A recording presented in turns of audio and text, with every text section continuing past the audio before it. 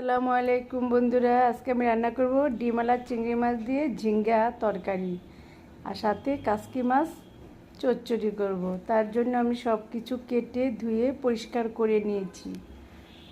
এখন আমি চিংড়ি মাছের তরকারিটা বসিয়ে দিব।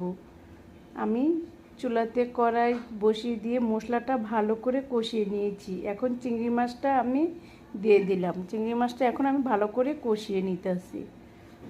আমার চিংড়ি মাছটা কষানো হয়ে গেছে। এখন আমি আলু টুকরোগুলো দিয়ে দিলাম, দিয়ে আমি একটু নেড়েচেড়ে আবার ঝিঙ্গাগুলিও দিয়ে দিলাম। ঝিঙ্গাগুলো দিয়ে আমি নেড়ে ভালো করে একটু কষিয়ে নেব।